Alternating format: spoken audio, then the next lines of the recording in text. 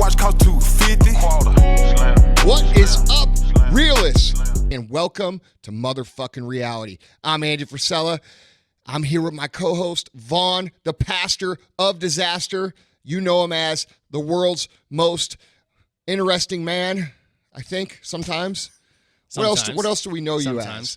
I don't know. You know, back in the day when the spiritual guru for all those who are committed to excellence. Hey, there we go. That's a good one. Yeah.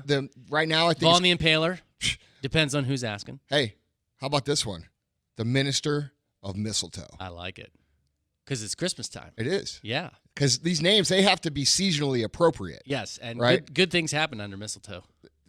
Yeah, I heard that. Yeah. I don't know if I've ever experienced that. You've literally never kissed anybody under mistletoe? No, man. It's when you're like me, it's kind of like mistletoe all the time. Well, you know what I'm saying? True. So it really doesn't make a difference. Girls just walk around carrying mistletoe in the hopes, dashed hopes, of course. Yeah. But well, I mean, it comes with the territory. Yeah. Not everybody can be, pimp. 260 pounds of twisted steel and sex appeal. That's true. That's true. Not everybody does that, but I get it. For the mortals, mistletoe is an appropriate thing. It gives us an excuse. Let's just roll with that today. Yeah. You're the minister of mistletoe. Yeah. Speaking of which, because we're talking about Christmas, when's the last time you got something for Christmas that just blew your mind? Like literally, because you're a guy. You've been successful. You've got a lot of. Man, you got a lot of means. So I'm thinking that the best gift you ever got was probably something you got when you were little. Dude, you know what, man? It's weird because today, today it is different, right? Because when you get to a point where you can do kind of whatever you want to do, you really start to learn to appreciate things that mean things. You know what I mean? And I'm fortunate enough to get that so much. I get it so much that I feel bad saying this, but sometimes I take it for granted. You know what I mean? Yeah, no, I get it. But those letters and the things that people send me, like the little things, especially a lot of guys will send me if they're in the teams or something, they'll send me their team coin or something like that.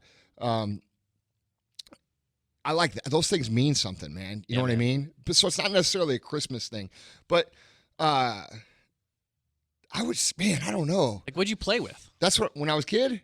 Other than yourself. Oh, yeah. Well, I'm an expert at that. Trust me. Listen, I could write a book about that, brother. Nobody does me like me. You know what I'm saying? So here's the thing, dude. Dude, when I was a kid, I liked G.I. Joe. I love G.I. Joe. And we didn't have the big ones like you had when you were a kid. No, dude, I wasn't born in 1940. Motherfucker. I know you had the 2 foot tall ones. Yeah, no, I had the medium figures, ones man. that are I don't know, 4 inches tall or 6 inches tall, whatever the fuck they are. You know what I'm talking about. Yeah. I'm just teasing. You're not No, that but old. Honestly, though, you and I both played with G.I. Joes in the golden years. Because, man, early 90s, they started getting weird. They started getting, really politically correct. Oh, dude, no. They had, G.I. Joe Eco Warriors. Yeah. What the heck? No, I had the dudes that killed other people. Yeah, exactly. I remember I had Snake Eyes, and I had Wild Bill. Yep. And then I had Monkey Wrench. Monkey Wrench was my favorite dude. Yeah. That and dude, what I would do at Christmas. So we had this train set around our tree, an LGB train, which is a G scale train. It's a big train. It's the size. The cars are big. Yeah. They're not like the little HO trains. And one of my I don't know where it came from. It came from one of my dad's friends. HO wasn't your favorite? It is now. I'm just kidding. No, dude. The LGB train. So I had this train set, and I would put my G.I. Joe characters on the train, right, and then run the train, and I would create these little battle scenes of these dudes riding the train, and you know what I'm saying? Awesome. I'd make them hang off the train. And then in the summertime when it was fireworks season, I taped bottle rockets to their back and made them fucking jetpacks and shit. Yeah. That was the shit, man. Yeah. I don't know if you remember this, but on the back of a G.I. Joe action figure, there was a little screw, and you could actually unscrew it, taking them apart. That's what we used to do. We used to take the guys apart, and we would combine them with other guys and create our own You can characters. do that? Yeah, man. It was awesome. I didn't know. I never knew that. I just blew them up. Yeah, well, I used to blow up army men. Yeah. Yeah. That was fun. Yeah, but, dude. I think that was the coolest. Those were always cool, man. I remember getting when I was a kid. I remember getting one of their vehicles, It was called a Havoc. Dude, I know exactly what All Havoc right. is. All right. So I got one of those. Yeah. It was the shit, dude. Yeah. Like, that was the coolest that was thing ever. like the black tank. Yeah, right? it was like it was like a tank, but not really a tank. But yeah, man. I mean, nothing replaces that kind of stuff. I don't even know honestly, I'm so out of it. I mean, I've got 3 little kids all under the age of 6. So they're not really playing with like popular toys yet, you know? Yeah. They're still young enough to where they're playing with pretty standard stuff like dolls and stuff. So I don't even know what's popular these days. Like, I don't know what your nephew plays with, like Enzo. Oh, well, dude, he's pretty little. He's little. like just like me and Sal were. I just bought him the same LGB train that we had because Sal posted on his Snap awesome. that they had a piece of shit train. So I went on Amazon when I was fucked up and ordered like $2,000 worth of fucking train shit. So that should be showing up here any day. That's awesome. Oh man. But I felt like a kid buying it, bro. I was like, oh, that was the one I wanted. That was the one I wanted. Oh, I wanted that one. And now this little fucker's going to have all the shit that I wanted. So hopefully we don't spoil him too I feel bad. like, not to get off on this tangent, but I do feel like so many toys these days are digital. Like they're video games. I mean, obviously we play video games. There's nothing wrong with video games. But I feel like kids don't play, like they don't play Army. You used to play Army? No, that's not cool Army. anymore. You can't do that. No. So if you do that, dude, they send you home from school. They call the fucking police. You used to be able to go into Walmart. For some of you young bucks out there that don't know this, you used to be able to go to Walmart and you could get a plastic M16 that looked exactly like, or an AK-47. Bro, that was like the shit that I wanted all the time. Those were kind of gentler days. Like now they don't. It's not. You can't do that shit no more. No. You know, you fucking. If you did half the shit that I did when I was a kid, they would call the fucking police. Yeah. You know what I'm saying? And we didn't do anything illegal. No. Like the world is fucked up. You know, and like I get it, dude. You don't want your kid running around. Yeah. Learning how to kill other people, but fuck, man, let's keep shit like at least somewhat. Boys are boys. Yeah. And you and I both are big supporters of the police department and law enforcement. I understand also why they went to, they started making those toys to where there was something about the toy that made it clear that it was a toy. Like it had a big red, stopper at the, because what happened back in the 80s is you had little kids with toys and police officers thought they were real guns. That's right. I get that. So that makes sense. No, I get it. That's reasonable. I get it. But I mean, dude, it's just crazy. It's crazy to think how, in my opinion, how overcorrected we are now. Yeah. You know what I mean? Yeah, okay. hyper. I get it. Like, you probably shouldn't have BB gun wars when you're fucking 9 years old like we did. Like, we actually shot each other with BB guns. Like, not fucking airsoft guns. Yeah. Like, you fucking kids out there wearing all that armor and shit with airsoft, you're a bunch of pussies. Yeah. We shot each other with fucking BB guns. True. You know what I'm saying? It's so true. Don't do that, by the way. I'm not condoning that. Yeah, no. Like, I'm extremely lucky that I have both eyes. Yeah. But that's the stuff we did. Yeah. We were wild little kids. Well, speaking of guns, which is of course a very controversial topic, but speaking of guns, you and I both recently, not to normal motherfuckers. Well, not to normal that have a fucking brain. Yeah, that's true. But you and I both recently watched a movie that had quite a bit of guns in it. But that really wasn't the focal point of the movie. Mm-hmm. You were actually the one that told me about the movie. Yeah. And it blew me away, dude. Talk about The Irishman. The Irishman. Dude. Yeah, we got to talk about that. Dude. I'll tell you this. I'm not big on like the Netflix original things. Like I've watched a couple and I'm like, they're decent. That one is this your first podcast there, buddy? It's his first fucking rodeo. Tyler's over there watching TikTok. Yeah, he is. So anyway, I completely forgot what the fuck I was going to say. No, you were talking about you're not used to watching. You're not necessarily big on the Netflix original movies. Oh yeah, no, they're okay, they're good, yeah. But man, that one, dude, come on, De Niro, Pacino, fucking Scorsese, Pesci, like, dude, it is, and it's good. Like I told you, and I stand by this. I think it's the best movie that they've, like, out of the Casino and the Goodfellas and all these other movies, and a lot of people are going to get pissed when I say this, but I think that's the best one. No, it's great. Yeah. And I guess, we'll do our best not to reveal too much in terms of spoilers, although. But if you got Netflix, Go watch that movie. You got to watch it. It's really good. And just to give you kind of a quick rundown, I mean, it's a combination of historical events and speculation. So Scorsese makes it clear that he says, these are based on historical events. Yeah. But there's areas we took liberties. We kind of speculated about what might happen. Right.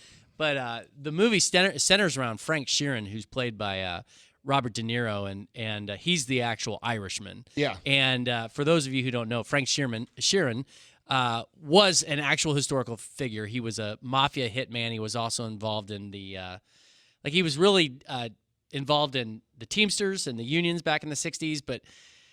And I don't profess to know everything about this, but I think back in the 60s there was some sort of connection between those two at different points where there was, mobs were involved in Teamsters and Teamsters were involved in mobs. That's not to say everybody involved in the union was part of the mob. But anyway, the movie is basically about Frank Sheeran's life, and it follows his relationship with Russ Buffalino, who was from a crime family in the 60s, and, of course, the major figure. And Buffalino is played by Joe Pesci just brilliantly, dude. Yeah. Just brilliantly. Yeah.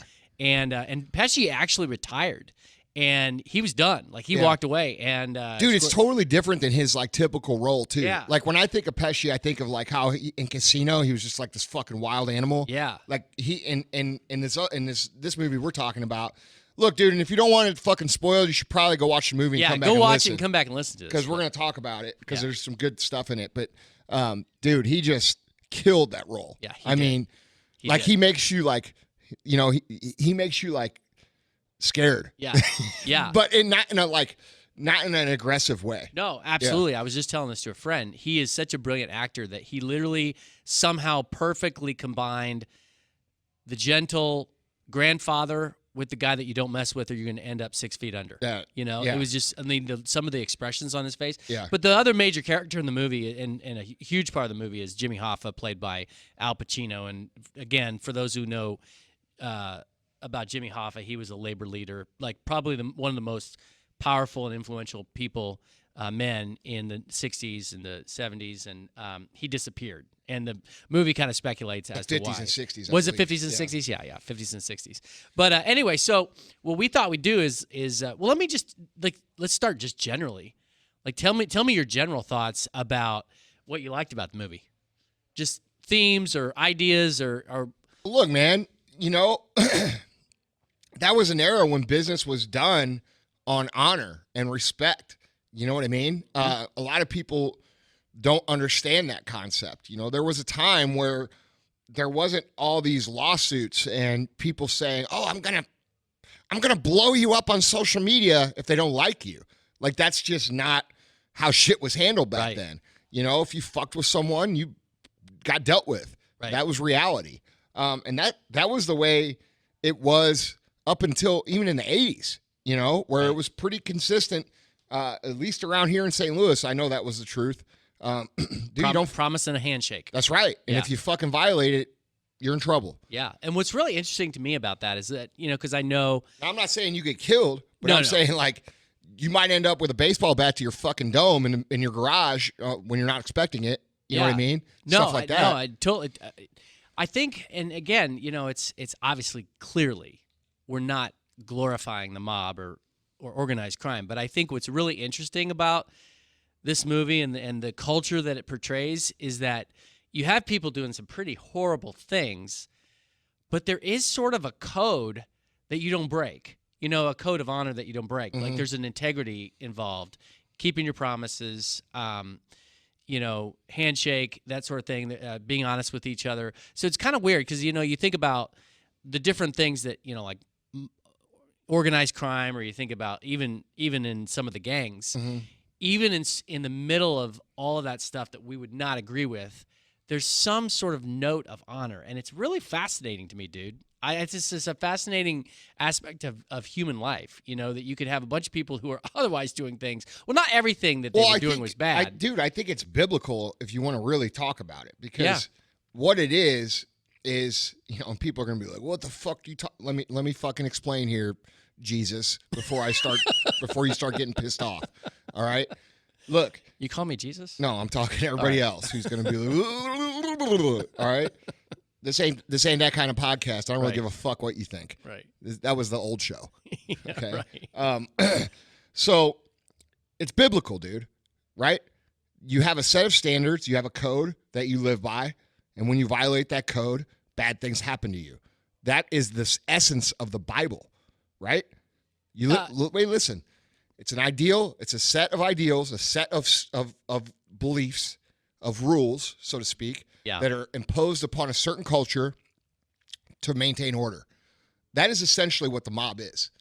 It's the same thing, okay? Now, people are going to say, why the fuck are you comparing the Bible to the mob? I'm not comparing them. I'm saying they're structured similarly. Right. So we're talking about, a code that is enforced by the threat of bad shit, and it keeps people aligned. That's society. The reason we have so much disorder in society right now is because there's no fucking fear that bad shit's going to happen. When we get someone who commits one of these school shootings or one of these mass murders, the motherfucker may not even go to fucking death row. You know what I'm saying? Dude, if you want order, man, you got to fucking take that motherfucker. You got to make sure he's the right motherfucker. But when you know that he is, you got film of this dude pulling the trigger or whatever he did. That dude should be executed in like 30 days. Right. Right. Due process, make sure it's the right guy. DNA evidence says it's right. Physical evidence says it's right. Witnesses, blah, blah, blah. I understand there's exceptions.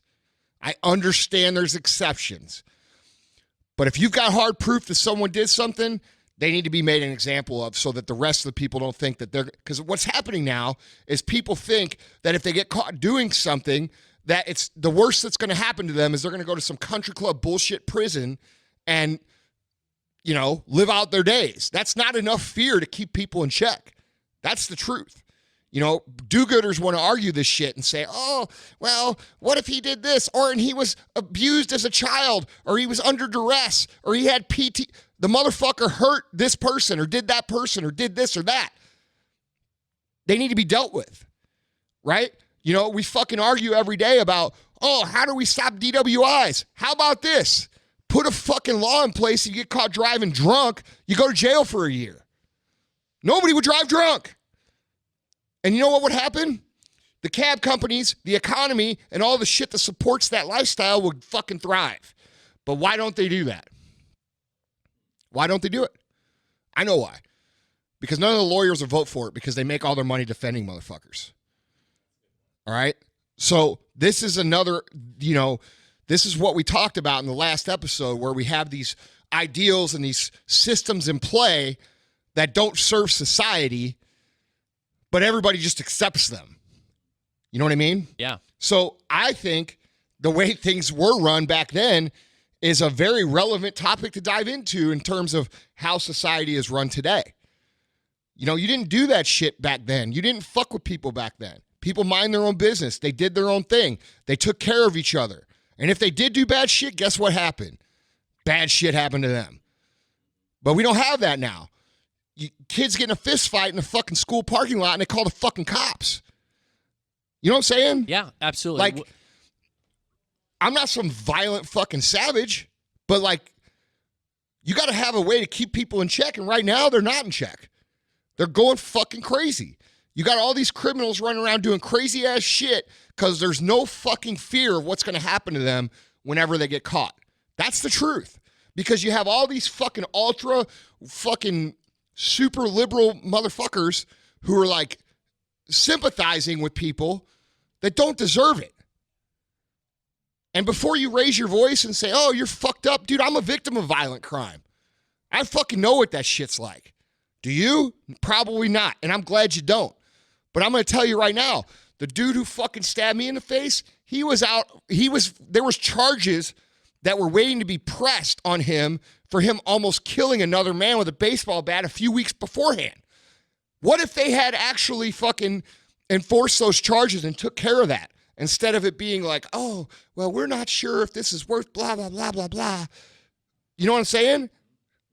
Dude, my life will be, and I'm glad they did it because I'm glad it happened. But the point is, there's lots of situations where somebody like me doesn't survive because of somebody like that. You know what I mean? Yeah, no, I get it. What I hear you saying too, not that this was your main point, but maybe it was, is that historically we've always been a nation of laws, and we've been a nation where if you do this is what's going to result. If you break the law, this is what's going to happen.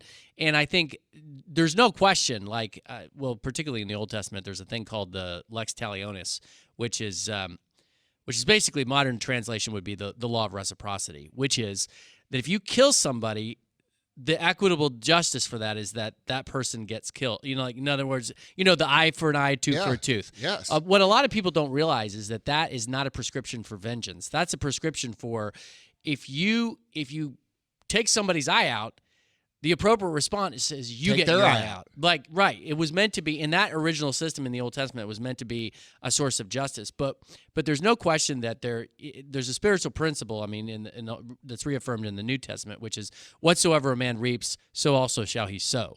Right. So what I feel like you're saying now is that we've gotten to a point where people want to break laws, whether it be legal, moral, ethical, whatever, and get out of the consequences.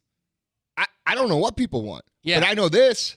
I know that if you're a criminal and you know that if you fucking carjack someone and kill them, that there's a chance that you could be dead in 40 days, they fucking stop doing it. Right. People don't want to deal with the consequences of their actions. That's right. And as a society... Well, they don't fear the consequences. Right. They don't fear the consequences. Right. They don't. So that's something I can respect about the way they did back then. That's all I'm trying to say. Yeah. No, I get it. Well, and on that level, though, like I said, it goes back to what we're saying. Like, here you have it's just a really complicated thing. You have this movie that's portraying these relationships within this organized crime syndicate, and they are not, on many levels, they are not good people, and they are not doing good things. But, man, there is virtue at different aspects in their relationship. And I tell you what I liked, and I'm curious about what you have to say. The themes that I thought that were really interesting in this movie were the themes of friendship and loyalty. Dude, before you even say that, I was just thinking. I saw a clip that was forwarded to me by a friend of mine who is a New York City cop, one of my best friends. Sends me a clip of a person. This is a news report. This guy had went in to rob a dollar store with a gun. And before he was able to get the money, the clerk, who was legally carrying a weapon, shot and killed this person. Okay? Then on the news, they show this person's family who got killed, and they're saying, he didn't deserve to get killed. He didn't blah, blah, blah. That's the problem I'm talking about with society. Motherfucker, how the fuck can you say that someone who walks into a store, pulls out a gun, sticks it in someone's face, and that person then defends themselves and kills this person didn't get what they deserved? That's exactly what the fuck they deserved. And if you don't think so, you're fucking delusional. I'm just going to say that right now. We cannot have people running around doing this shit, terrorizing regular folks because they feel like it's okay. You know what I mean? Yeah, that makes sense. Like, that is not that. And what we have now is we have a situation in our society where there is a group of people who look at the one exception to the rule, right? Like, they'll pull, like right now, I can already imagine what they're saying. Well, what about in 1972 when prisoner number 4776725, we found out that we executed him wrongly? Well, you should have done your fucking homework better then. You know what I'm saying? Right. But that doesn't mean that we make the rest of society suffer because we made a mistake back in 1970. Right. You know what I mean? Right. And nobody's saying that it's not a mistake. Everybody's saying it's a tragedy if somebody's wrongly accused. That is a tragedy. It's a huge tragedy. But it doesn't change. But don't fucking alter the game plan because you made one mistake. Learn from the mistake. Put systems in place to prevent that from happening. I'm pretty fucking sure it doesn't take 15 years for someone to figure out if they actually did these crimes or not. You know what I mean? Let's shorten that 15-year window into, maybe it's not 40 days. Maybe it's 1 year. Maybe it's 2 years. But let's make it short enough to where when people are pulling a gun out of their pocket to stick in someone's face, they're aware enough to know, well, this could be the end of my life in a very short time if I do this. It would make people behave differently. But we have too many people out there that sympathize with people and somehow justify their behavior because they've had zero taste of this in their sheltered little fucking fairy tale life. You see what I'm saying? Mm-hmm. Mm-hmm. That's the problem. We got Susie Homemaker, who's been raised in white upper middle class America, who has never experienced any real hardship or had any run-ins with anything real, out in the fucking street picketing for this motherfucker's rights. No, fuck you. That dude don't have no rights. You know what I'm saying? That's how I feel. But then again, what do I know? I'm only the victim of a fucking attempted murder. You know what I'm saying? What do I know? So, if you don't like it, I don't care. No, but I hear what you're saying, and it goes down to we're living in a society that increasingly does not want to be held accountable, whether it's breaking the law or, It's entitlement, bro. Right. It's entitlement. It's entitlement. I deserve to have this sort of life because I was born. Right. Which is the absolute fucking nonsense. Right. Some people are so entitled, they don't even know they're entitled. You know what I'm saying? Right. Like they're so entitled, they're ignorant. Like I get all these people all the time who are hitting me up and they're saying, "Yeah, fuck these kids. They're so entitled. The millennials are so." No, it's not just the millennials. Where do you think they got that from? Right. They got it from you, motherfucker. Right. They didn't just come up with that idea. They watched you. Right. A lot of the people pointing their finger at millennials should be pointing the finger at themselves. Who raised them? Who set that example? Dude, that's a great point. And it's not you and I are getting a little older. It's not just, I think millennials are getting older. Bro. I'm just saying it's not, I think the millennials are actually starting to be the generation that's getting older. I don't know what they call the kids in high school these days. I think it's Generation Y. But the point is that, yes, you're right. The dirty little secret. We're going to call them the fucking realist because that's what we're going to make them. That's right. We're going to Generation Real. But I like that. You like that? Generation R. Generation R, yeah. But really, the dirty little secret that nobody wants to talk about, everybody's so down on these kids. Well, who raised them? Who raised them? But that's the entitlement in itself. And listen, do you understand what I'm saying? No, I get it. Yeah. And this is what I would say. Like, I'm a parent. I'm not about to, I'm not quick to judge. Parenting's hard, and I'm not quick to judge other parents. But I will say this. Both as a parent and as a guy that worked with kids for like 10 years as a youth pastor, are there good parents that end up having really crappy kids? Yeah, it happens. Are there kids that end up being really great even though they had really crappy parents? Yeah, it happens.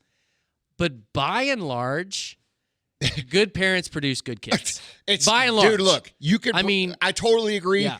And Vaughn, you can break every fucking thing down to general math if we're being honest. Like, if you do certain things with your kids will turn out a certain way. Right. If you do certain things in your career will turn out a certain way.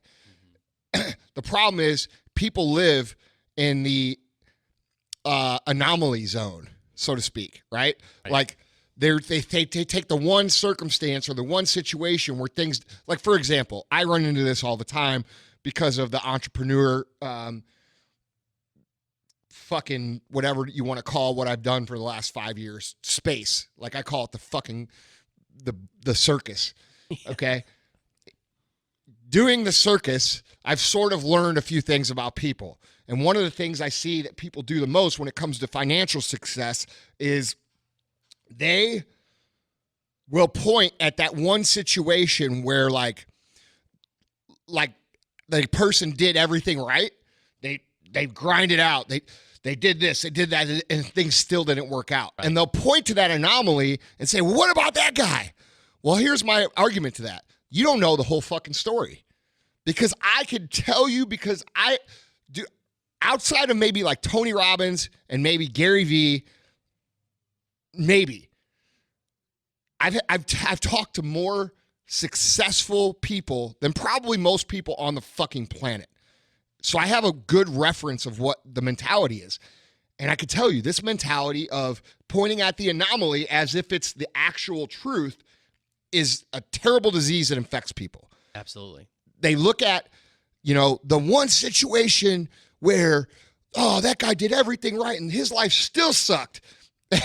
And then what they do that to justify their own lack of action and their own thoughts and their own drive and their own unwillingness to do the actual work, right?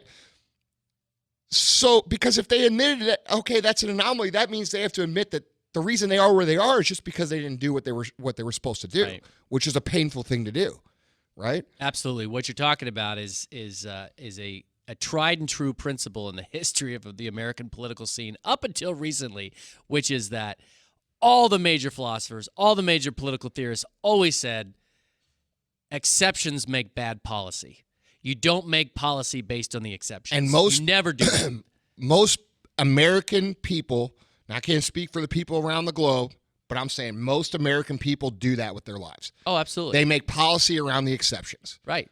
With their lives. But don't you think, Andy, we do this, I mean, people who don't really take time to think, we do this all the time in our own lives. Like we might, let's say you meet somebody and it's the only person from Poland you've ever met in your life, and that person ends up being a total jerk.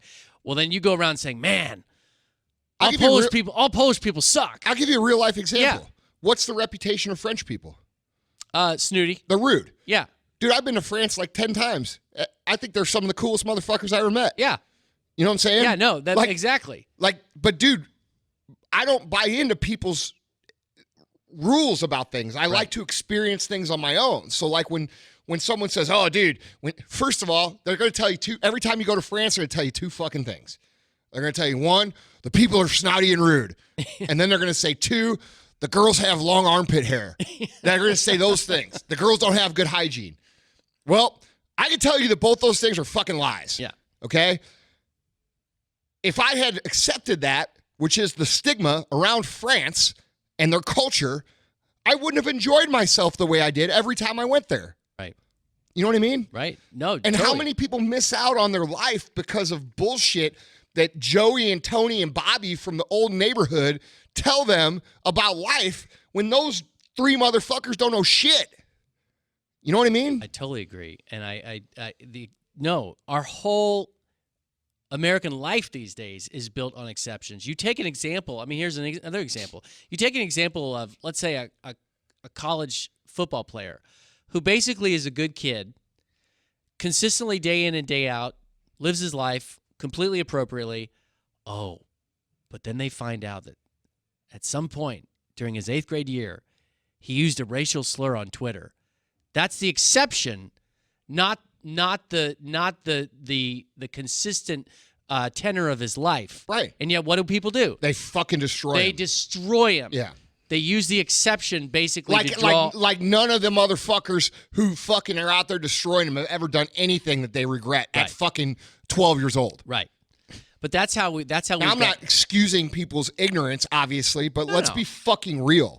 No. Every motherfucker listening right now, all of you have said shit in private that you would not say in public. Oh, all of you have. Absolutely. Because you know that you would be destroyed for it.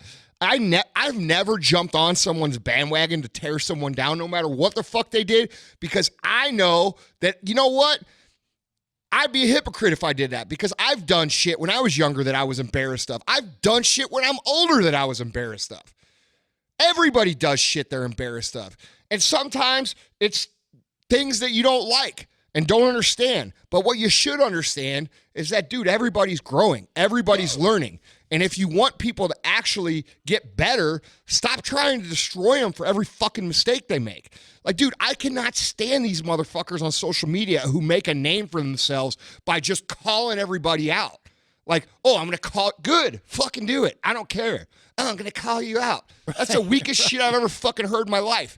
And by the way, when you do that shit, let me tell you something. Eventually, someone's going to do it to you, and it's going to be 1,000 times worse. Absolutely. So just remember that before you do it. People, absolutely. Dude, you know, I believe that karma is a real thing. I'm not a Buddhist. or, anything like that. But I have seen in my life too much evidence to believe that it doesn't exist. Good things generally happen to good people. This is exactly what I was talking about a minute ago. If you do good, generally good happens. You may not be a super billionaire, and you may not be, but you're going to have a decent life. You know what I'm saying? If you do bad, your life's going to suck. It's pretty simple. I believe that. Do you believe that? Yeah, I do. Are there exceptions? Yes. Yeah, there are exceptions. I guess I would tweak that and just say, well, no, let me put it this way. If you one of the reasons that I am a Christian and I believe in the Bible is that I believe that the principles in the Bible work. I mean, you treat people with kindness, you work hard, a lot of the things they talk about in the Ten Commandments. If you follow those, you form a character that ends up contributing to your overall success in life. The only thing I would say, and I'm not trying to be an asterisk hole, is that I do think that the mystery of the universe is sometimes good things happen to crappy people, and sometimes bad things happen to good people. I'm not saying that. Yeah, no, but on balance, I agree with you. I'm not saying that bad things don't happen to great people, because they do. Yeah. That's not what I'm saying. I'm saying generally people who are good and attempt to do what's right generally have much less bad happen to them than people who don't do that. Yeah, that's what I'm saying. True. I think that's true. Yes. Yeah, no question. I mean, yeah, for sure. I mean, again, going back to basic principles that not just in the Bible, but that are generally held by all religions, basic codes of morality. If you operate like that, again, you form virtue, you form character, and it guides your actions, and hopefully you're not creating problems for yourself. You're living life the way that was meant to be lived. You know what I'm saying? You just said it, bro. Create problems for yourself. Yeah. That's what happens. Yeah. And people do bad things, then problems appear, and then they look at God and they say, "Why do you hate me?" Right. Bro, God doesn't hate you, you hate you. Right. You know what I'm saying? Like, do a little bit better, and a little bit better shit's going to happen to you. Do a lot better, and your life isn't going to turn around in one day. Right. We're talking about, but in 6 months or a year, fuck. I've seen it happen. I have seen people completely transform their lives. Right. Dude, I've seen people who were multi-millionaires, kicking ass and everything, not living really that good, lose everything, change their life around, and come back even better. I've seen it over and over. So I can't, you could point out all the little exceptions to that you want to, but you're not going to convince me that karma isn't real. You know what I mean? I hear you. So as you're talking, I'm just thinking about going back to the movie. You know, we talked about how the theme is that your actions have consequences. You're held accountable for certain things, and then we sort of transitioned into just this discussion that, you know, the media, popular culture, we want to treat people like if they do something wrong, that just defines them, right? Like I use the example of the kid in the college football team or whatever. But what I love about this movie is that it really does show that human beings are pretty complex creatures. Like, all of us have a really good quality to ourselves, but I think we all have demons too. And I think that's what I really liked about this movie is that, you know, sometimes when movies were made in the old days, you had the guy with the white hat, you got the black hat. Right, it's very clear. And I definitely believe in right and wrong, and I believe in good and evil. But the reality is that sometimes the guy with the black hat was just presented in a way that he just wasn't human at all. Right. There was nothing laudable about him. Right. There was nothing valuable about him. And what I love about this movie is that it just shows the complexity of human beings, whereas you have these gangsters, but man, like some of the scenes where Robert De Niro's character has to, you know, kill somebody. Yeah. And you could tell, like, he's wrestling with it. He didn't want to. He was wrestling with it. He had guilt on his face. He was wrestling with a conscience. And you know what? It's hard to do the right thing sometimes. It is. It's hard to do the right thing sometimes. And sometimes when people are actively doing the wrong thing, they know it. Right. They know they're doing the wrong thing, and it creates a tension in their heart. And I tell you, one of my favorite scenes, and this isn't really like a spoiler, but one of my favorite scenes is when Russ Buffalino is basically the mentor of Robert De Niro's character, Frank Sheeran. And on Frank's birthday, Russ gives him a ring. And there's this moment of friendship between them where Russ is basically saying there's only really 3 rings like this that exist in the world, and I'm giving you one of them. And you could tell there's this like fatherly, I don't know, it's really like for a man, it's really powerful to look at. Yeah. Yeah. Well, I don't know if we. Well, that's a lesson. That's a lesson, man. Because sometimes when people work to make you real part of something, they're going to ask you to do something real hard to earn it. Right. Exactly. You know what I mean? Exactly. But no, but it's just a reminder that, like, you know, like you said, you're not in a hurry to pile on to people who make mistakes. I think the older I get, listen, there are politicians that I can't stand. There are sports figures that I don't agree with their politics or I don't agree with their worldview. There are any number of people that I don't agree with and that drive me nuts. But the older I get, dude, the more I realize, man, nobody's all bad. Like, dude, look, nobody's all bad. If you find yourself as part of one of these angry mobs running around, it's a pretty good indication that you're a sheep. Yeah. That's the truth. Absolutely. Like if you find yourself in the middle of a fucking, torch and pitchforks and we're fucking getting them, let's go get them. If you find yourself in that and you're like commenting on people's shit with that and you've got that mob mentality, you're a sheep. Yeah. It's the truth. Now, I'm not saying there isn't times where people are wrong and you're going to say they're wrong, but just to be in it, you're fucking sheep. Yeah. No, you know what I'm saying? I agree. But it's kind of the paradox of what it means to be human. And I'm talking either way. Like I get it. Well, I mean, a perfect example, we've already talked about it, I think.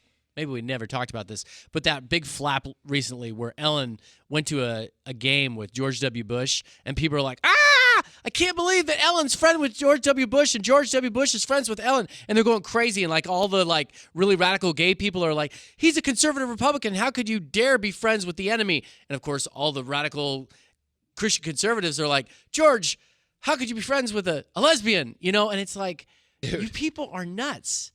You're insane. Look, you man, honestly don't think that we can recognize the differences that we have? It's lack of awareness. It is. You know what I'm saying? They don't teach you that shit.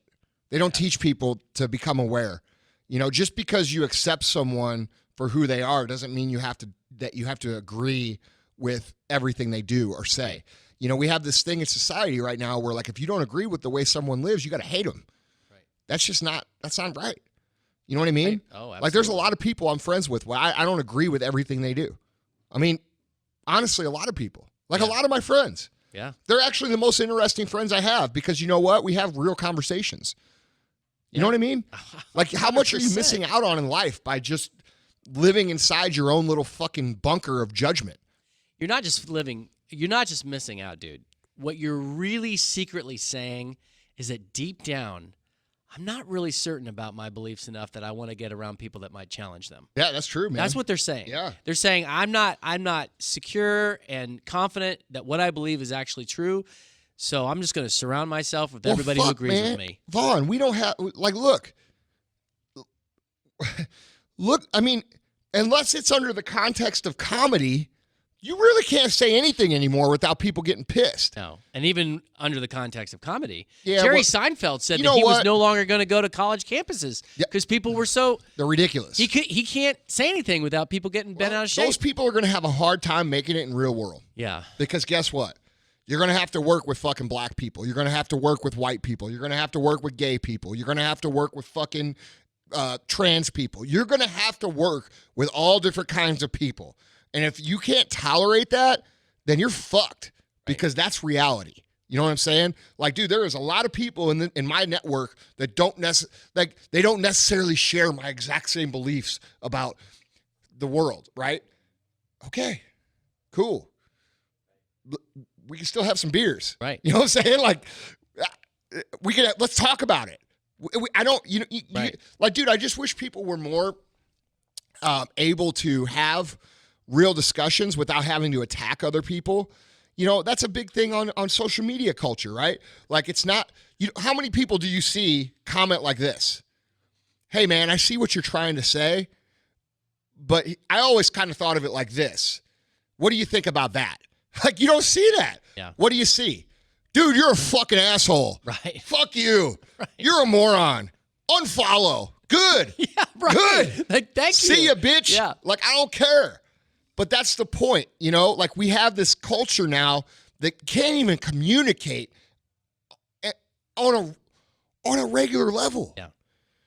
Like, hey, dude, I get it. You're different. And like, how boring would it fucking be if everybody shared the same beliefs? I mean, God, you know? I get it, man. It's exhausting. Like, it is exhausting. It's exhausting. It is. Everybody here knows what I'm talking about. Like, it's exhausting to go to a party now. Why? Because you're going to have those two fucking drunk motherfuckers that think they know everything about everything pushing their shit onto you the whole time. It happens every time. It does. Every fucking, you know why I stay at my house? Because I don't want to go out and deal with those two motherfuckers who are going to drink, you know, it's Susie Mom Minivan, the person I'm talking about here. They're going to drink a gallon of fucking wine, and then they're going to tell you all about the real world when they haven't done fucking shit. Okay, I'm sorry. I don't want to hear your fucking point of view. You're a moron. Right. The other thing that they do is that they try to find, like, if you're saying something that challenges them and challenges the way they think. You're attacking them. Well, not just that. I'm telling you, because I've dealt with this a lot.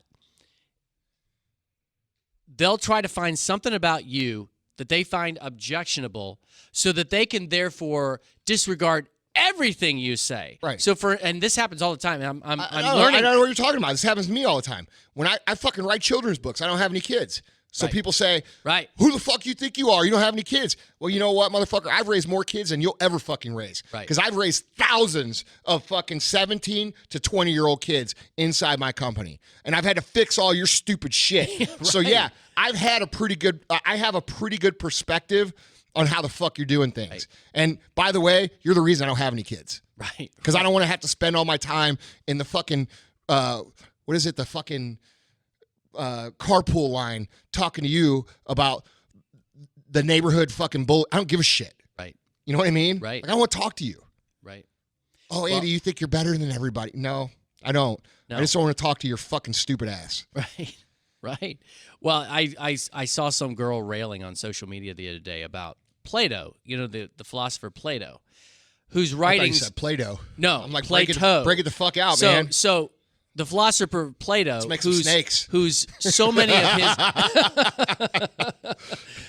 of his writings are like foundational to the ideals of Western culture and government and philosophy and all this. But you know what she was saying? Oh, he's a misogynist because in one passage he said that a man should rule over a woman. Okay, so here's the reality. So he was wrong on that point. It doesn't make everything he said suspect, but I did a little research, and that's what's happening. On college campuses, you have feminist professors who are basically saying, oh, Plato's a misogynist. We can't listen to anything he said because he hated women. I don't understand the whole feminist thing, to be completely honest. Like, I don't really. I've tried to ask about it, and the responses I get are so out. I can't grasp it because they always say the same thing. We're for women. Okay, I'm for women too. Yeah, like, I guess I'm a feminist. Like, I love women more than men. Like, I don't love men. I do love women more than men. You know? No offense, guys. But, like, let's be fucking real, man. Like, yeah. But you know what I'm saying? Like, finding one thing objectionable. Well, it's like we do it all the time. You know, I'm sorry. I'm picking on the left because the left is responsible for this. But it's like the university professors or the talking heads, they find out that, like, one of our presidents, you know, owned slaves, or one of them was, you know, fill in the blank.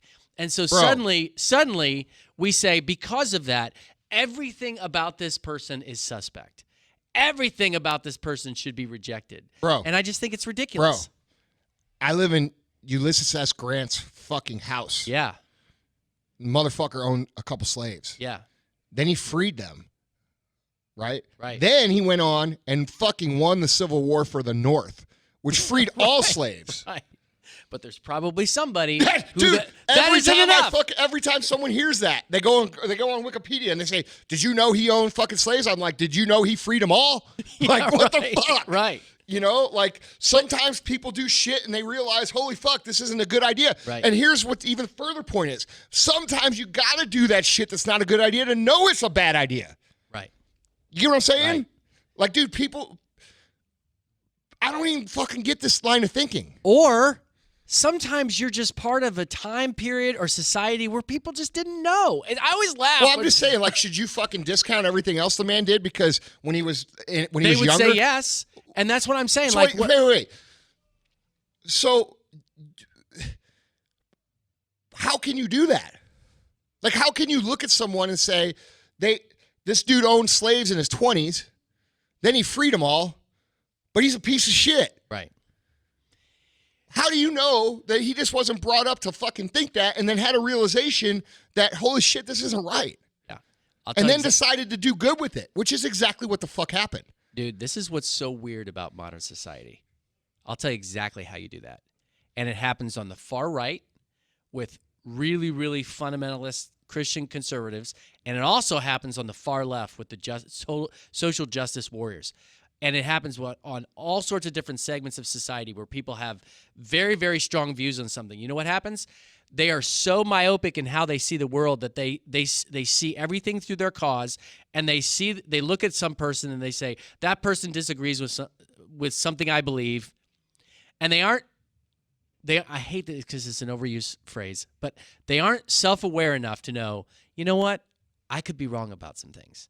I could be doing things that really, in hindsight, are really horrible things. They don't have the humility to say to themselves, you know what? But what it is, it's self-righteousness. And it's ironic because it happens, the social justice warriors. What does the Bible say about this? Oh, God opposes the proud but gives grace to the humble. No, it says this. What did Jesus say about throwing stones? Oh, let he who is sinful cast the first stone. All right. Yeah. People don't listen to that. No, they don't. They don't. And by the way, because I think it's important to make this statement, because people, and I know you weren't doing it, but people do this. People take that passage in Scripture, and they then conclude that you can never speak truth to somebody. No, you can. Truth is love. You just can't do it in a way that says, I condemn you, you're worthless, you can't, you're a piece of crap. You can't bury people's lives because they made a fucking mistake. Right. That isn't, like, dude, look, I know that's contradictory to what I'm saying about, like, when someone hurts someone, you fucking hurt them back. I believe in that. But I also believe that there's very few mistakes that should be life-ending. And that's what people want. They want to take the exception to someone's life and they want to fucking bury them with it. That is not okay. It's not okay. And that, you know. Dude, I have people here that work in my building who have been in prison. Okay? They've been in prison. They're felons. I hire them. You know why I hire them? Because I believe that there's fucking... Why should someone not be able to work because they made a fucking mistake when they were 20 years old? That's not okay. I agree. You know what I mean? I agree. That's the point of prison. Like, the motherfucker paid his fucking dues. He deserves a second chance if he's a good person. You know? And too many people are not willing to do that. Like, dude, you know how hard it is for a fucking felon to get a job? It's hard. It is. Hard. But some of these dudes just made stupid mistakes, man. Not all of these guys are like hardened criminals that like ran a fucking cartel and shit. And like, it's just, dude, we just need a little bit more. We just need to step back as a society and say, hey, man, all right. Am I perfect? No, I made mistakes. I've done shit. Like, would I want my shit to be posted out on social media like that? No, I wouldn't. So let's not do that. You know what I'm saying? Like, if I don't agree with something you said or something you do, I'm going to respectfully address it. It's interesting because what I feel like this conversation is saying is that we need to all as a society learn how and when to hold people accountable, and how and when to give people a break. You know, like that's a tension it's kind of hard. Well, there's no black and white. What's that? There's no black and white to it. It's a nuance. You know what I'm saying? It takes a little bit of finesse to negotiate those things, and people don't understand that. They want everything to be yes or no. But when they look inside their own lives, at their own actions, very few of your own actions or thoughts are yes or no. There's a lot of different things in between that go into those things, and people forget that, right? And ultimately, yes, I agree that people should be in control of their bodies and their minds, but that's a process as well. And it takes awareness. And so what we're talking about here is really just lack of awareness on fucking everybody, you know? And I don't know. I think people are getting tired of it. I think just like us, like we're talking right now, the more and more I talk to people, the more and more people are just so sick of this shit that we're getting fed and getting forced down our throats. You know, you go around the real world, there's not like this crazy fucking tension between everybody.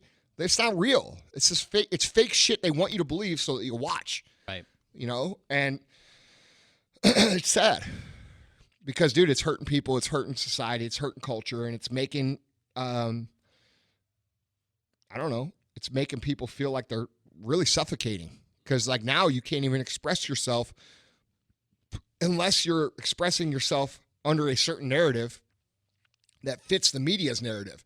And if you don't express yourself in that narrative, then all of a sudden you're the devil, and they're going to use their power to flex on you. And this goes from traditional media to social media. You know, it's that whole mob mentality. You know what I mean? Right. Dude, it happened to me. It's happened to me before on social where people have, you know, I said something on the podcast, the old podcast, or I said something in a status or a story, and then, you know, somebody takes it to their little focus group way over here, and then they get all their friends to come over and fucking like, dude, fuck off with that shit. Like, that shit is over. Nobody's scared of that shit no more. You know what I'm saying? I agree. I think more and more people are just going to say, like, listen, if people are going to get up in arms about everything, then I'm not going to really worry about what I say. You know what I'm saying? That's right. Yeah. I think more and more you're going to have. Well, that's a big part of why we're even doing this show. Yeah. Because when we were doing the old show under the business context, I would say certain things, and I'd have people fucking hit me up and be like, well, I don't really agree that that's how you should be living. Well, you know what? I don't give a fuck how you think I should be living. I don't really care. I'm doing what I think is best, and I suggest that you do the same. You know what I mean? And in business, people do this shit where they try to leverage you. Oh, well, I won't be a customer. Okay, don't be a customer. I don't give a fuck. The ones who are here, yes, I love you. If you're not going to be that, cool. I respect that too. But I'm not a role model for your fucking kids, man. I might write some kids' books because I have some shit to say, but that doesn't mean they should be doing everything I fucking do, and I wouldn't want them to. I don't want these kids to talk like I talk. I can't help the way I talk. Yes, I could improve the way I talk if I want to. When I'm around your mother and your grandmother, I'll keep my mouth clean. I'm capable of that, but you know what? This is who the fuck I am. Right. That's how I speak. And any motherfucker that'll tell you in real life that's how I am. It's how I speak when I'm on stage. It's how I speak here, and it's how I speak at home. You know what I mean? Absolutely. Well, it's people that don't understand that there's always a context to things. If somebody were to ask me, do you believe in the Bible? I'd say yes. But there's stories in the Bible I'm not going to read my kids right now because they're not old enough for it. So you mean like Revelations? Yeah, scare the shit out of them? Yeah, right, dude, when I was like old enough, when I learned how to read, I went right to Revelations. Yeah, man. I'm like, dude, check this shit out. Yeah. But I mean, there's some pretty graphic stories in the Old Testament. You know what got me to read it? Well, the movie Ghostbusters. Oh yeah, that's funny. Do you know when they're going across the bridge in the car, and one of the dudes is like, it's Revelations when the moon turns to blood, and I'm like, damn, I gotta read about this shit. Yeah. I went and opened it up, man. I read that shit. It was the first thing I ever read in the Bible. Fun fact that most pastors know. Does that make me fucked up? No, it doesn't. But fun fact that most pastors know: if you really want to draw a crowd, preach on Revelation. Because everybody wants to come listen to what Revelation has to say. It's crazy. Yeah, it's like the craziest fucking zombie movie ever. Yeah, it's apocalyptic literature for sure. Yeah. It's a hard one to understand, but no, man, I don't know. Let's talk about, without giving away too much. Let's talk about the ending of that movie. Okay, what about it? Well, you had two guys that did some pretty horrible things, and I think the implication is that they ended okay. They ended well. Kind of made their peace with God type of thing. Hey, man.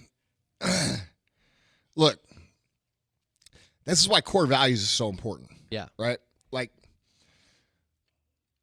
you have to know what you stand for. And you have to know what you believe. And you have to know who you are and what you're willing to do and not do. And at the end of the day, if you've lived a life that's congruent with those, and it doesn't necessarily have to be society's rules. It could be your rules. You know what I mean?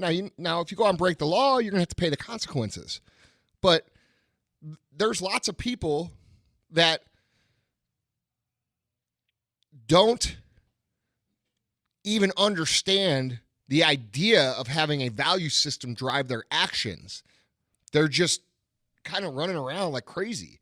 So I don't know. The way I took the end was like, hey, man, this dude lived his code. He lived it may not have been the police's code. It may not have been the United States code, and it certainly wasn't.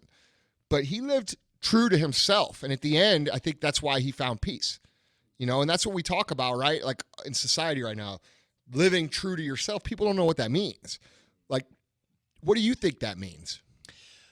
Well, I think in the movie, dude, I'll say this, bro. You know why I got tired of doing the whole podcast? Because I felt like I wasn't being true to myself. That's the truth. Every time I sat down, I felt like I was saying things I already said. I felt like I was doing it for really my own ego at that point. If I had continued to do it, it definitely would have been that. And that's not what's important. You know what I mean? What's important is I feel the need to contribute. Now, once I don't contribute anymore, then I will pull myself out of that game. So I feel like I contributed as much as I could in that space. And now I can be more true to myself. So when I'm sitting here talking as Andy, not as the MFCEO, I'm happier. Even though I know for sure there's going to be a lot more people that are like, fuck you, Andy, because of the things that we're talking about. But I'm okay with that. Yeah. No, I hear what you're saying. I guess I feel like at the end of the movie, there was some recognition on the part of both of those guys that they hadn't done everything right. You know what I'm saying? I think they knew that the whole time. Oh, I think they knew it, Yeah. but I think that's part of the reason I think that they were at peace at the end, that they just kind of came to the conclusion they realized that they had done some wrong, and they were owning up to it. Yeah. But I think what I thought, here's where my mind went, is that I've met some people over the course of my life who their whole life, from the standards of, religion or whatever, they would say that they did everything right. They followed all the 10 Commandments. They, were squeaky clean little people, and they were, button-up shirts and sweater vests and had their hair parted on the side, and they just never did anything wrong. And I feel like those kinds of people look at guys like that, and they go, wait a minute. They were a gangster. They killed people. They did horrible things. They shouldn't end their life in peace like that. They shouldn't be. They should be in jail, like rotting away. They should be killed by firing squad or whatever. And what I say is, no. I think God is really merciful. Like, I think He's really gracious. I mean, that's the whole point. That's the message I like to communicate with my life, is that when we recognize that, when we humble ourselves and when we recognize that we haven't done everything right, there's forgiveness and there's redemption. And that's kind of what I saw at the end there, is I saw those guys go, yeah, I kind of royally screwed up. Well, don't you think that setting yourself up against a standard that is unachievable in terms of quote unquote holiness is a reflection of an inflated ego in the first place? I think so. I think the people that are really, we'll use the word holiness. I think the people who are really, you know what I'm saying? Yeah, no. But I think there's a difference between people who seek to be quote unquote holy just because they want to look good to other people, and and then there's the people who seek to cultivate virtue and holiness in their life simply because they love God and they love other people. I mean, that's really what the scripture says. Jesus was asked, what's the greatest commandment? He says, love the Lord your God with all your heart, soul, mind, and strength, and love your neighbor as yourself. And so the people who are truly holy are the ones who are loving, and they're motivated by love. They're not motivated just to look good to other people. Well, and you can tell the difference, or to feel good about themselves. You can tell the difference because the people who are trying to look good are the people who are also judging most people for not being as holy as them. Oh, 100%. They're the ones sliding into my DMs telling me what that's like that screenshot I shared with you last week where I like the guy's so fucking stupid, he doesn't realize that the whole MFCEO project is based around fucking the Bible. You know what I'm saying? Like the lessons in there are biblical. They're just in a real way. Yeah. Like he missed the whole point. Yeah. Well, I'm guessing he But what did he made say? some assumptions about you. Oh, yeah, bro. Yeah. Of course. Yeah. What's your intention behind all of that? Oh, you're rich. Like, dude, you know what, man? You know what the fuck is the 10 Commandments? Thou shalt not judge. You know what I'm saying? Like, No, I tell you what, man. To be in my DMs telling me how much I do. Like, he was like, well, what do you do for this person, or what do you do for that person, or what? It's like, that's really none of your business. Like, why don't you worry about yourself? Right. You know, because a real person, they'll accept you. You know, Jesus fucking hung out with prostitutes, bro.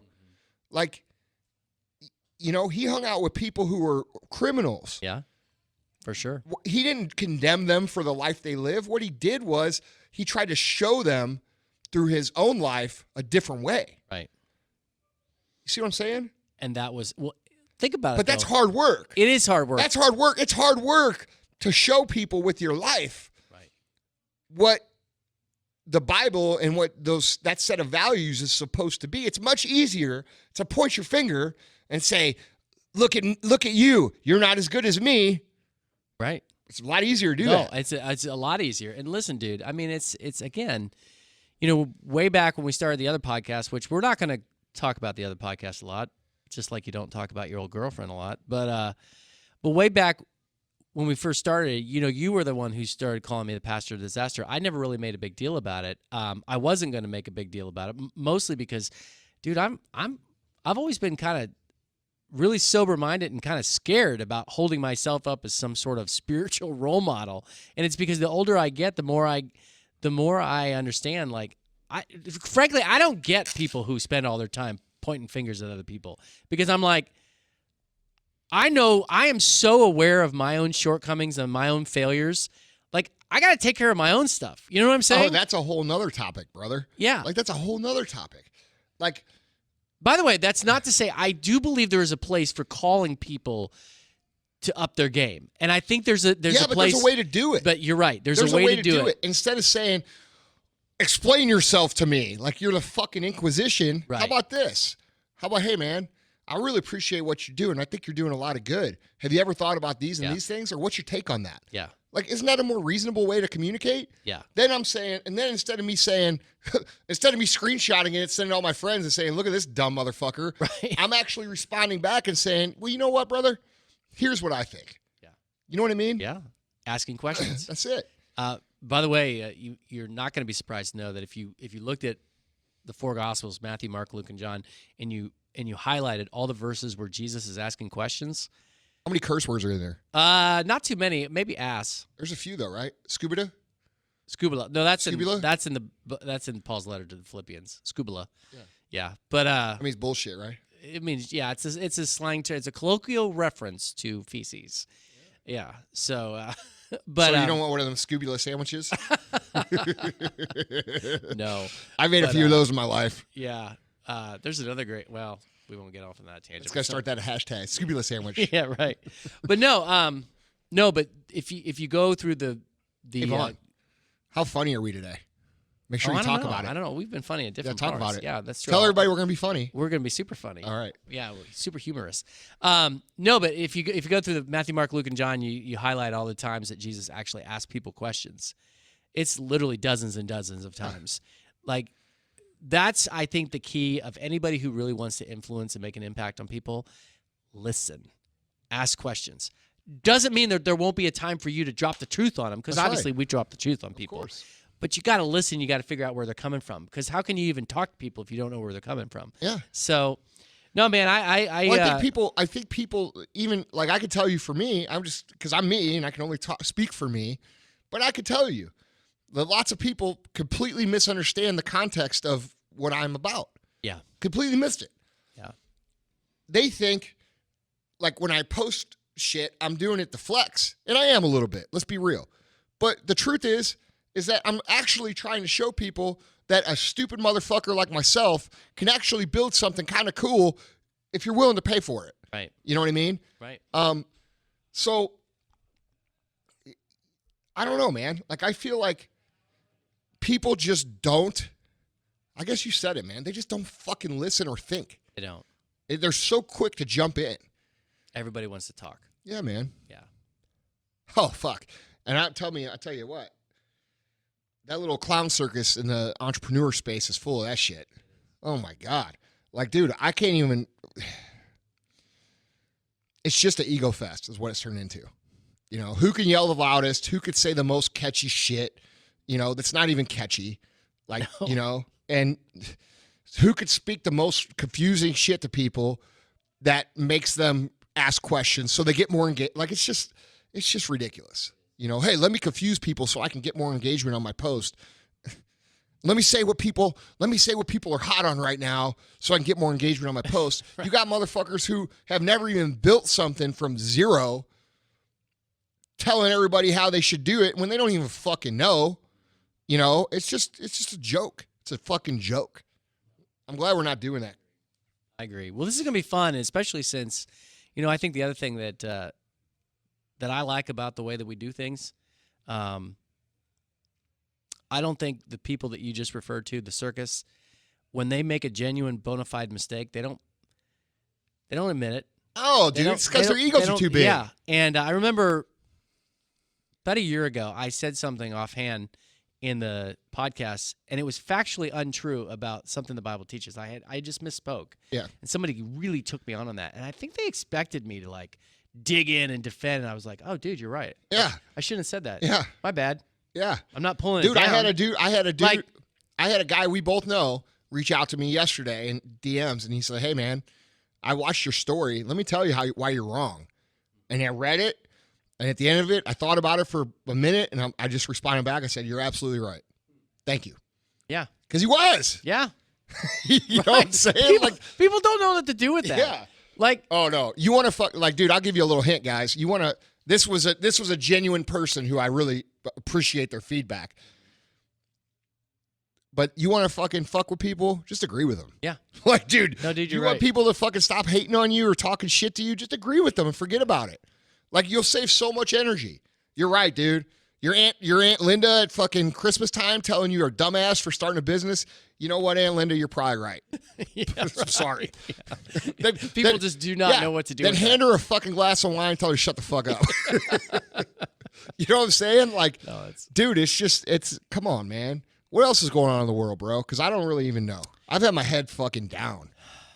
Well, I don't know if this is what you were referring to, but Alabama lost again. Did they? They did. To who? They lost to... was it LSU? Was it LSU?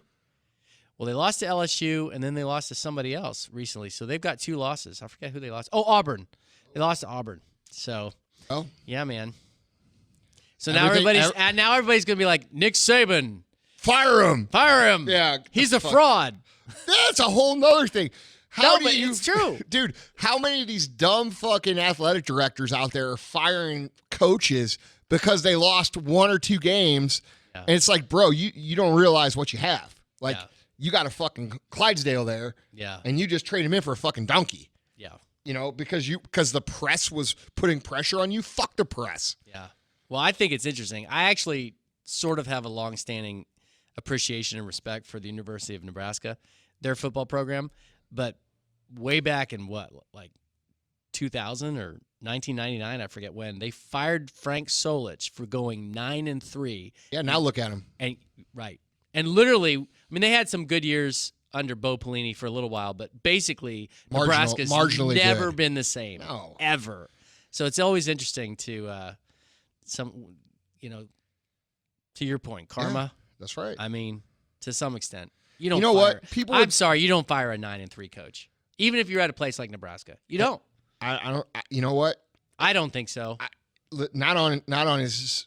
I mean, if he did something outside of the code of ethics or what you expect, right. But I mean, like performance, no. Yeah, not in today's day and age. Where that's just people entitled. College football. That's entitlement. Right. We're entitled to fucking be undefeated every single year. Right. No, you're not. Right. That's why we compete.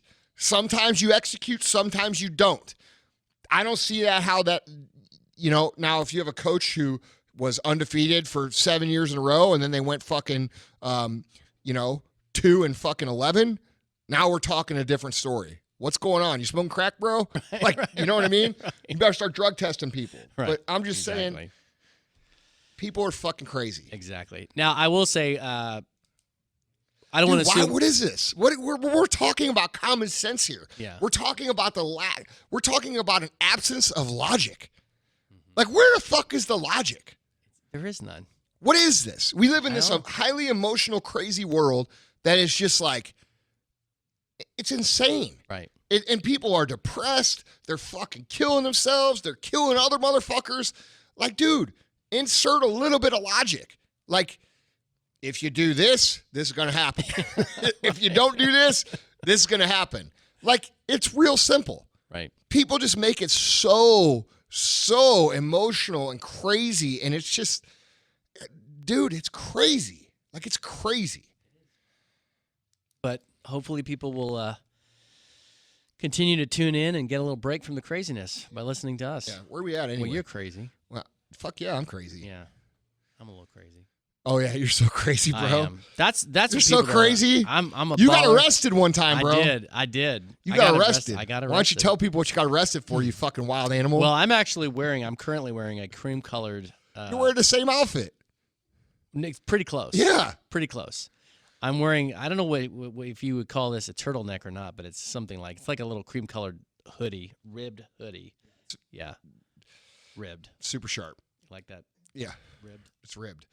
Ribbed sweaters are coming back, by the way. Are they? Yeah, they are. At least among women. I wouldn't know. I only wear free shit Yeah, for my own I know. company. Anyway, no, so back in like 2000, I don't know. Is this too embarrassing for you to tell? No, I got arrested. Yeah. I got arrested. Fucking hardcore. Yeah. What do we call you now? The pastor of Pastor of the pen. Pastor of the pen. Yeah. There we go. Yeah. No, I got arrested. I was it was on my day off Thursday. This was back when I was a pastor, and police officer from the RCPD came to my door and said, "Who do we have here?" And I said, "Vaughn Kohler." And he said, "I'm going to have to ask you to step outside." So I did. He said, "Sir, I have to place you under arrest." And apparently, I looked terrified because I thought, Thought they found the bodies. I thought they found the bodies. Yeah. But the bodies hit the floor. Yeah. Anyway, is that how that line goes? Bro, just keep going. Okay. Anyway, so he kind of, I don't know. I thought I would have been falsely accused or something, but he said, "Hey, don't worry about it. You didn't pay a parking ticket." I'm like, dude, you're kidding me. So how many bologna sandwiches did you get in jail? Did you eat bologna? Well, it was a rural penitentiary, so. So what did they serve in there? Biscuits and gravy? Yeah, biscuits and gravy. Yeah. Or, so, dude, like when you were out in the yard, like what gang did you join? Oh man. Well, so they took me down to the pen, and I said, "Well, wait a minute." So I literally have to go to the.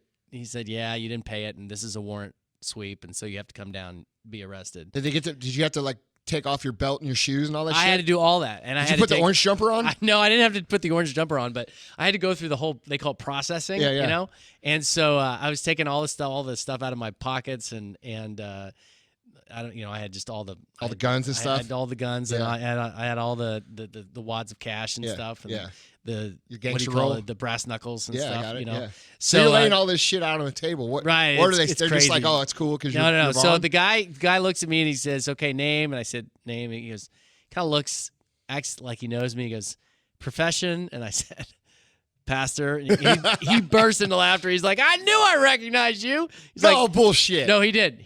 No. Yeah. No. It was a lieutenant from. This guy went to your church. I got another story. Yeah, no. God, But come on. But he goes. "I thought that was you, Pastor Vaughn." And he goes, "Well, go start your prison ministry." So I went in there literally for the whole afternoon. I sat on a bench with the other offenders, and I literally sat there and like I was dressed in stonewashed jeans and a cream colored ribbed turtleneck from the Gap, and I had to wait because I was in a line. I had to wait to get my my mugshot taken, and there were these guys, and this guy next to me. I kid you not, this is exactly how it worked. He goes, "Hey man, what'd they get you for?" And I go, so I made something up, and I said, "Well, have you ever gone to like those places like where they have, deep caverns, like Merrimack Caverns in Missouri?" I thought you were gonna say like quarters and you watch porn or something. No. No, he's like, you probably asked to do for some quarters. No. I told him, I said, like that place Merrimack Cavern where it has a deep cavern? He's like, yeah. I go, you know how they have those things that hang from the ceiling, like they're like millions of years old and they're like stalagmites or stalactites? He's like, yeah. I go, I broke one of those off on purpose. And he's like, that's messed up. You're so full of shit. No, I told him that. He's like, dude, that's messed up. And and I go, no, I'm just kidding. He goes, seriously, what'd you get in here? I said, I didn't pay a parking ticket. He goes, no way. Nobody believed me. And I go, no, I'm serious. And I said, what did you get? I said, what did you get arrested for? And he said, I borrowed a car. I go, you borrowed one? He goes, yeah, man, check this crap out. He didn't say crap. But he said, check this out. He said, I rented from Enterprise Rental, and I returned it, but I returned it late. So they threw me into jail. And I go, well, how late did you return it? Dude, I stole a car from Enterprise one time. He's like, he says, I rented it. I returned it, but I returned it 3 months late. And I'm like, I kind of did that. I really? But I didn't get arrested. So I go, yeah. So what happened? He goes, well, when I returned it, they wanted me to pay for those 3 months. And I'm like, shocking. Absolutely shocking. That's not actually stealing. Right. I actually stole the car from Enterprise. That's funny. Let me explain to you how. This is actually a really good story. So we flew to Denver to go on a ski trip. My dad and everybody here, like a bunch of the dudes from work here. This is like 3-4 years ago. Yeah. And we flew to Denver, and on the day that we were supposed to leave, it like blizzarded out. And so it snowed like 3 feet. All right. So I woke up in the morning and I saw the weather, and it was like crazy snow for 2 days. And I fucking looked at everybody, and I'm like, hey, we had 2 Suburbans that we rented from Enterprise in Denver. We had 2 Suburbans, and I said, look, guys, here's the deal. We can either go to the airport and sit there for 3 days because it's going to be closed, or we're fucking driving back to St. Louis right now. And everybody was like, we're driving back to St. Louis right now, except my dad. So my dad was like, I'm not doing that.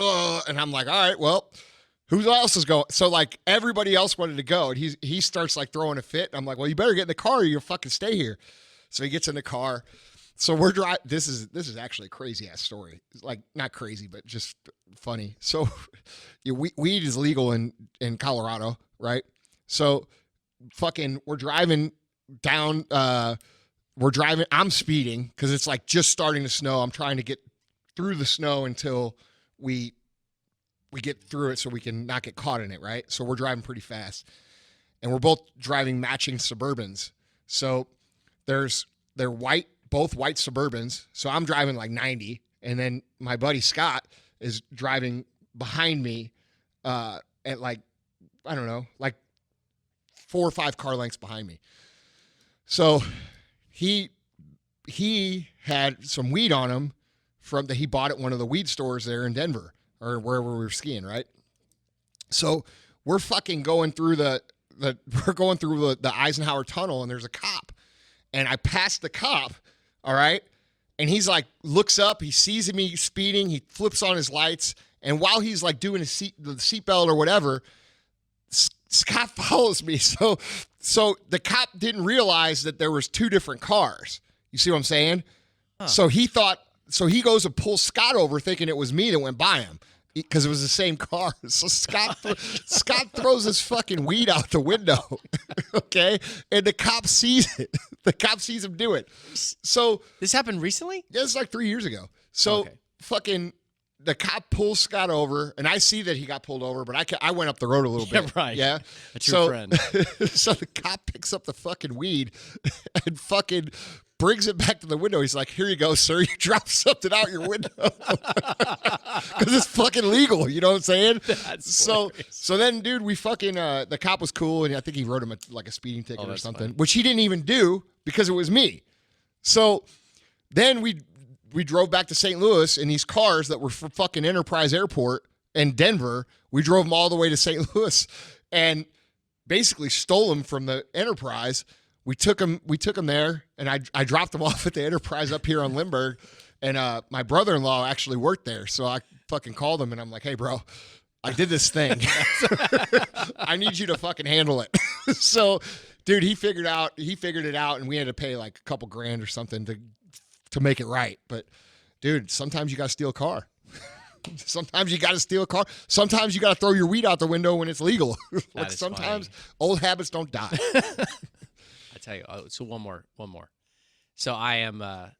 This is bad. I occasionally socially drink, but I don't drink too much. You fucking liar! No, You're the one. You're the one that says you did 31 shots. Well, I did, and I actually I'm going to prove that at some point. How?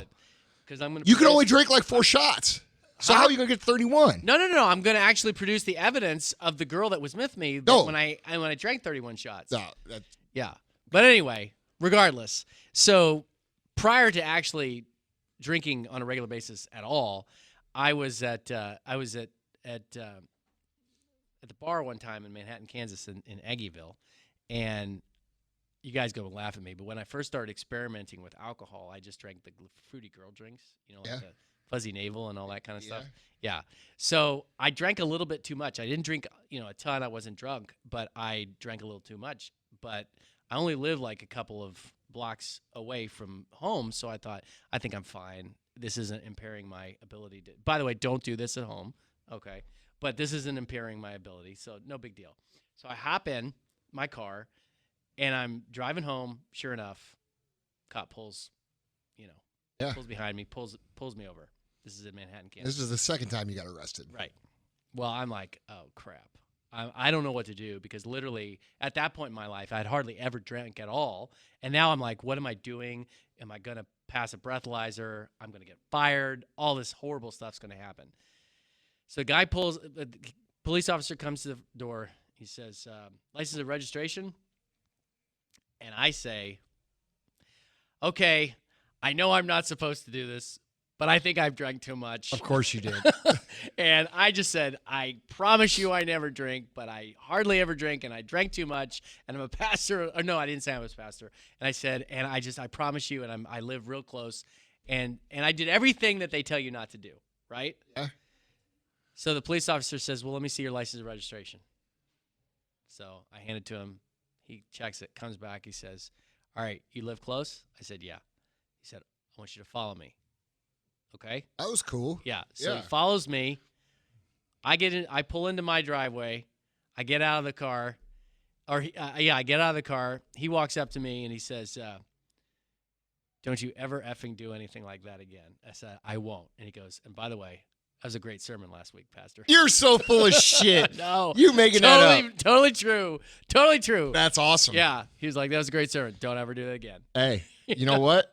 You're good. You're that's good karma. Yeah, right. You know? Well, that's the grace of God is what it is. Yeah. Well, so, I mean, anyway. You just pull out the God card to get out of your own trouble, and the huh? truth is I really so don't. That's how you roll. I don't know if I would. So, like, when you get in trouble, you just say, well, I'm fucking, God's my boy. Yeah, God's my boy. And it works? Right, exactly. That's the deal? Yeah. All right. Or I could say, well, listen, as a minister, I'm just not bound by the laws of men, Yeah, I bet that wouldn't have worked as well. Yeah, that probably wouldn't have worked either, but in any case. No, so I'm not encouraging drinking and driving for those people out there who think I am. But that was definitely at a time where I had no idea. I was so inexperienced. I mean, most people start having a drink when they're what, 16, 17? Yeah. I mean, let's face it, they do. Probably. I never had a drop of alcohol until I was probably 24, 25. Yeah. And so how did the alcohol progress? Because I mean, now you're just like this hardcore right, I'm the beast. Yeah, people are going to think I hardly ever drink. In fact, I will not be drinking. Well, when was the first time you smoked crack, bro? Yeah. Smoke crack with me, bro. I don't vote Democrat. Huh? No, sorry. Dude, that scene in The Wolf of Wall Street, smoke crack with me, bro. Dude, I felt dirty after I watched that. I had to take a shower. I rented a movie theater out and took my whole company. Did you really? Fucking right, That's I did. Funny. I think it's one of the funniest fucking movies I've ever seen in my life. It's got its moments. I don't know, but dude, you know what? But I'm going back to. I'm kind of like you with when it comes to the alcohol these days. I hardly ever drink at all. Yeah. It's just I don't need it anymore, bro. Feel good. I don't need it. Yeah, I don't either. For me, with battling the mental issues that I have to battle, with depression and things like that, I've just accepted that it's just not good for me. Yeah. Because the 3 or 4 days after I drink, I feel really bad. Yeah. Not hungover. I'm talking about like depressed. Yeah. No. Yeah. And I still drink. I don't condemn drinking. It's not good for me. Right. You know what I'm saying? I still love to drink, and I still will. Yeah. But I'm more careful about when I choose to indulge in the beautiful substance known as tequila. Yeah. Yeah. Yeah, for me it's exception, not the rule. Occasionally I'll enjoy it, but. So, dude, what happens to you when you get fucked up, like in your home? You run around in your underwear and shit? No, I'll tell you. Well, first of all, I don't. In all seriousness, do you do the helicopter dance? I can't tell you the last time. Do you know the helicopter? You fucking know. I don't even know what that is. Yeah, you don't know. Every dude and every chick knows what the helicopter dance is. Well, maybe I don't know what you're referring to. Yeah, you know, like whenever your dick's hanging out and you like do it in a circle. Like, dude, that's like the helicopter. Dave, you fucking know. You're laughing. And Tyler's laughing too. You motherfuckers know. I ain't the only one that knows the helicopter. Funny. That's funny. No, I'm not aware of that. Yeah, one. you just do it sober. But Dave goes, dog, I don't drink though. No, the truth is that I very rarely ever. Well, I think can't, if you did, I honestly can't tell you the last time. Get airborne with that motherfucker. I can't tell you the last time I drank and got legitimately drunk. Like it's probably been 10, 15 years. Oh bullshit! No, seriously. That was like 4 or 5 years ago when we were in Park City, Utah. What? All right, look, I got a meeting. I got to roll. All right. So we have to end this factual storytelling. All right. That we're Sounds telling good. about Well, you. guys, thank you so much for listening. If you haven't connected with Andy already on social media, which some of our new guys may not have, you know, so it's at Andy Frisella, AndyFrisella, and I am at Vaughn Kohler, VAUGHNKOHLER. And check out Andy's website, justhis name.com. There's a lot of different things on there. It's not justhis.name.com. It's AndyFrisella.com. It's AndyFrisella.com. But you'll learn. You got to remember, people are literal. Yeah, that's true. They are. So, but anyway, check that out. You'll learn a little bit more about Andy, some of the resources that are available to you, which we're not going to go into right now, other than to say, Google 75 Hard. Oh yeah. All right, guys. Appreciate your ears. If you thought this was a good show, if you liked it, appreciate a little share with your friends and family whenever you get a chance. That's all we ask. We don't run ads. We don't do all that shit. And that's the reason why. So a little good word goes a long way for us. Appreciate you guys. See you next time. Told my teacher